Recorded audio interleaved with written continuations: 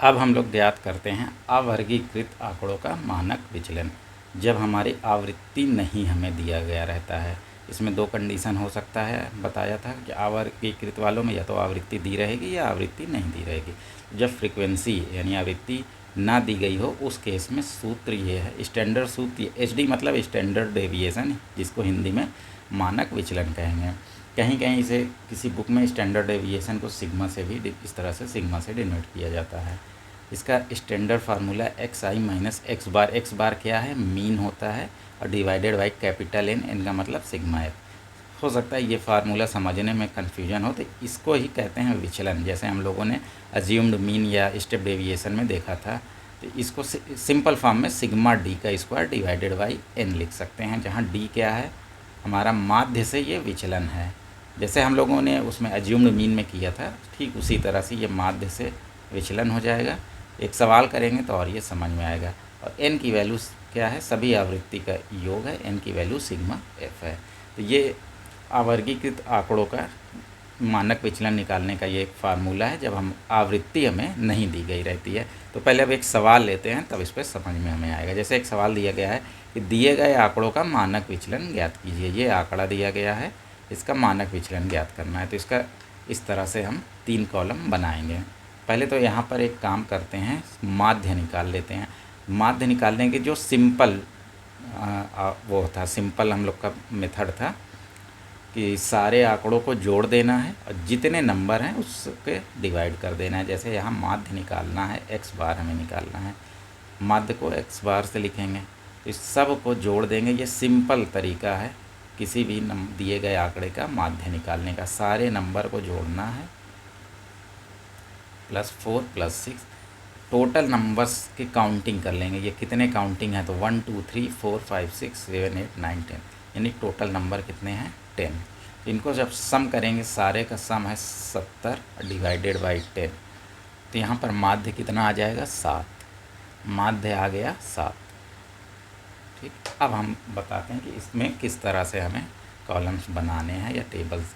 तो एक जो कॉलम आएगा उसमें जो एक्स की वैल्यू कुछ भी रहेगी, प्राप्तांक हो या जो कुछ भी हो, वो सवाल में दिया रहेगा, उसको लिख लेना है। ठीक है, ये सिग्मा एक्स यहाँ पर 70 लिख देंगे। अब डी जैसे हम लोगों ने अज्यूम्ड मीन में किया था, अज्यूम्ड मीन में हम लोगों ने कल्पित माध्य में क्या करते थे, माध्य को मान रहे थे कि कोई एक वैल्यू माने थे। यहाँ पर माध्य की वैल्यू आ गई 7, क्योंकि डी का फार्मूला क्या होता है, एक्स माइनस एक्स बार यानी माध्य, तो माध्य यहाँ पर है 7। अब जब 5 में से 7 को, अब x की वैल्यू हर बार चेंज हो रही, जैसे जैसे हम आगे जाएंगे, एक बार x की वैल्यू 5 है, फिर 8 है, फिर 7। तो जब x की वैल्यू 5 है तो d की वैल्यू क्या आ जाएगी, 5 में से 7 माइनस करेंगे तो ये हो जाएगी -2। 8 में से 7 करें माइनस करेंगे तो +1। 7 - 7 कितना हो जाएगी, 0। 11 में से 7 माइनस करेंगे तो 4। 9 - 7 करेंगे तो 2। 10 - 7 करेंगे तो 3। 8 में से 7 माइनस करेंगे तो ये आ गया 2। 2 में से 7 को माइनस करेंगे तो -5। 4 में से 7 को माइनस कर देंगे तो -3, और 6 में से 7 को माइनस करेंगे तो -1 आ गया।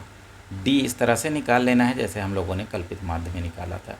अब क्या, अगले वाले कॉलम में हम लोग को सिर्फ डी का स्क्वायर कर देना है। तो एक चीज़ ध्यान रखना है, जब भी स्क्वायर होगा तो सारे नंबर स्क्वायर प्लस हो जाते हैं, माइनस का भी स्क्वायर प्लस होता है, ये तो पता ही होगा।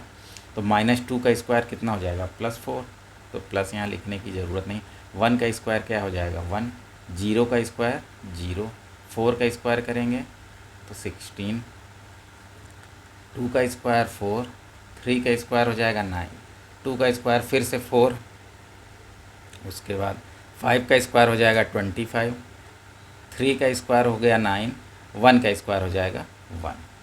ठीक, तो यहाँ आप सिग्मा डी स्क्वायर को ऐड कर देंगे। सिग्मा डी स्क्वायर क्या आ गया, 70। तो फार्मूला में अब सिंपल हम लोग रख देंगे बस।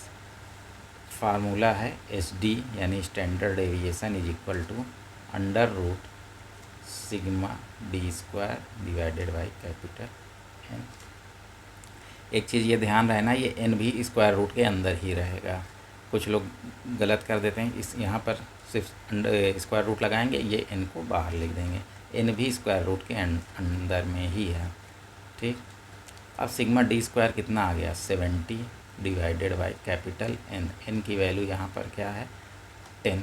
आंकड़ा कितने हैं, ये सिग्मा एक 70 है। ये आंकड़ा हम देखें तो हमारे पास टोटल कितने आंकड़े थे, ये 10 आंकड़े थे। तो एन की वैल्यू कितना हो गई 10, तो 10 यहाँ पर रख देंगे। तो 10 से 70 को डिवाइड करेंगे तो ये हो जाएगा √7। यहाँ तक ये हमारा आंसर हो जाएगा। अब रूट अगर 7 की वैल्यू पता है तो इसको लिख सकते हैं 2.65, नहीं तो यही हमारा वैल्यू हो गया स्टैंडर्ड डेविएशन का, जब हमें आवृत्ति नहीं दिया गया है। तो अब नेक्स्ट हम लोग देखेंगे कि आवृत्ति दिया गया हो, आवर्गित कृत ही आंकड़ा हो।